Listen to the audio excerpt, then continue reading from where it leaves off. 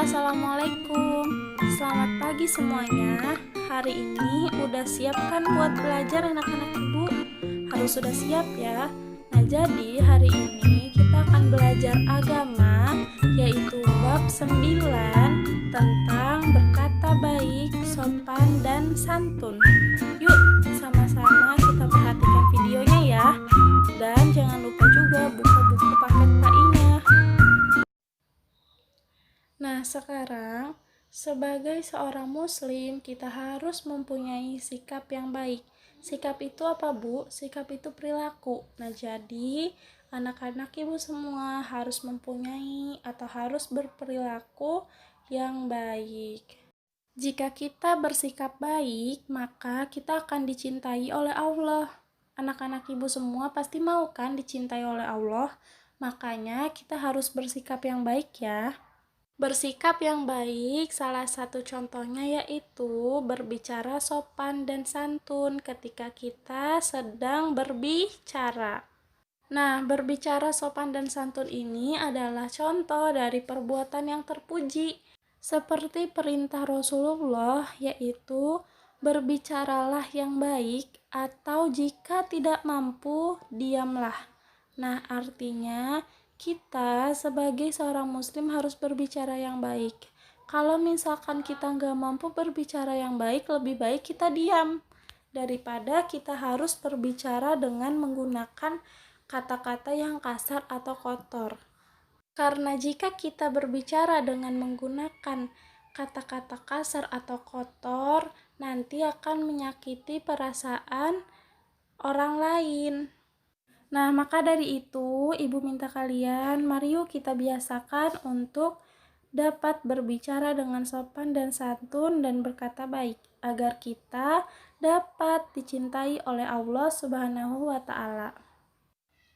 Nah, selanjutnya, kepada siapa saja kita harus bersikap baik, sopan, dan santun. Anak-anak ibu di sini pasti sudah pada tahu semuanya ya. Kan kemarin sudah kita bahas. Nah, di sini kita bahas kembali ya biar semuanya pada ingat.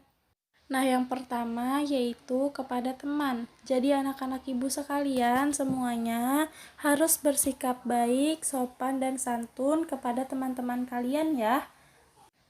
Salah satu contoh sikap yang baik, sopan, dan santun kepada teman. Yang pertama, jika kalian ketemu dengan teman-teman kalian di jalan atau berpapasan dengan teman kalian, nah maka kalian harus menyapa teman kalian. Tidak boleh pura-pura tidak mengenal, karena itu adalah sifat yang sombong.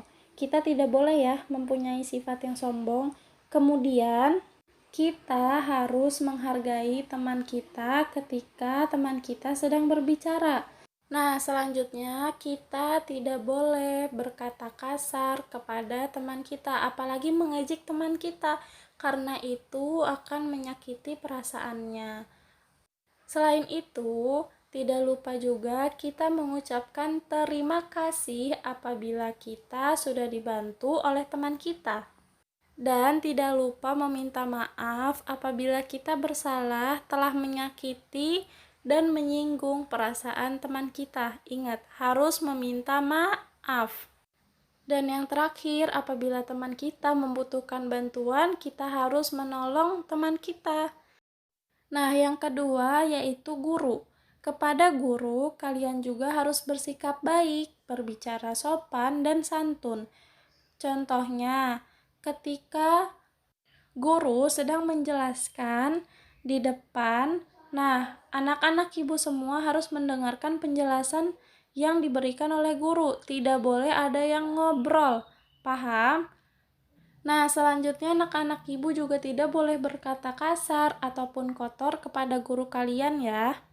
Sama halnya dengan teman, ketika kalian bertemu dengan guru di jalan, kalian harus menyapa guru tersebut. Dan jika di sekolah guru memberikan tugas-tugas, maka kalian harus mengerjakan tugas-tugas yang telah diberikan oleh guru dengan tepat waktu. Nah, selanjutnya yang terakhir yang paling penting yaitu kita harus bersikap baik, berbicara sopan dan santun kepada orang tua kita.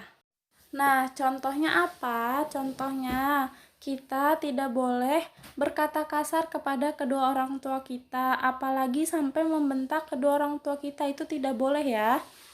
Selanjutnya, ketika kita mau berangkat ke sekolah atau mau pergi main, kita hendaknya lebih bagus untuk izin dulu kepada kedua orang tua kita. Jangan main asal pergi saja ya. Nah, selain itu, ketika orang tua kita memberikan perintah kepada kita, maka kita harus mengerjakan perintah yang telah diberikan oleh orang tua kita tersebut ya. Nah, contohnya misalkan Fatih di sini disuruh sholat sama mama atau sama papahnya, maka harus mengerjakan perintah sholat tersebut. Tidak boleh membantah.